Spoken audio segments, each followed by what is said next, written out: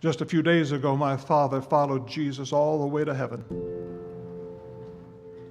Most of his life was spent traveling the world, but the last week he embarked on the journey he had been looking forward to all of his life, the journey from earth to heaven. There was a little boy here in Charlotte milking cows every morning and every afternoon, and he had no idea that there was a little girl praying for him in China.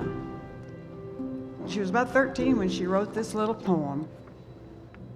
And oh God, let his face have character and a ruggedness of soul, and let his whole life show, dear God, a singleness of gold. The Lord answered every single one of those prayers at Mother, and many more. I have learned this week as never before that everybody has a Billy Graham story, but I have my own Billy Graham story.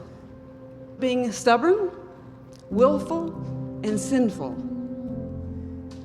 I married a man on New Year's Eve, and within 24 hours, I knew I'd made a terrible mistake. After 5 weeks, I fled. I was afraid of him. What was I going to do? And let me tell you, you women will understand you don't want to embarrass your father. You really don't want to embarrass Billy Graham. I rounded the last bend in my father's driveway, and my father was standing there waiting for me.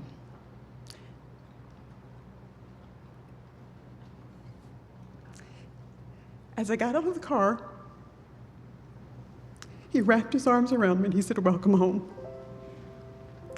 There was no shame, there was no blame, there was no condemnation, just unconditional love. And you know, my father was not God, but he showed me what God was like that day. I know what he would want me to say today is heaven is coming again and would like to take you also. I believe from heaven's perspective that my father's death is as significant as his life. And I believe God is saying, wake up, church. Wake up, world. Wake up, Anne. Jesus is coming. He was faithful, he was available, and he was teachable. May we all be that way. I can only imagine what it was like for my father to step into heaven, and there was the Lord Jesus Christ to say, "Well done, good and faithful servant." Not because it was Billy Graham, it's just another child of God had come home. Another child of God.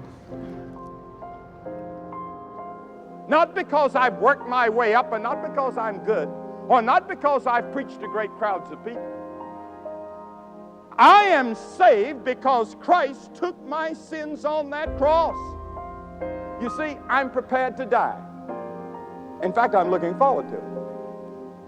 And when you're prepared to die, you're also prepared to live.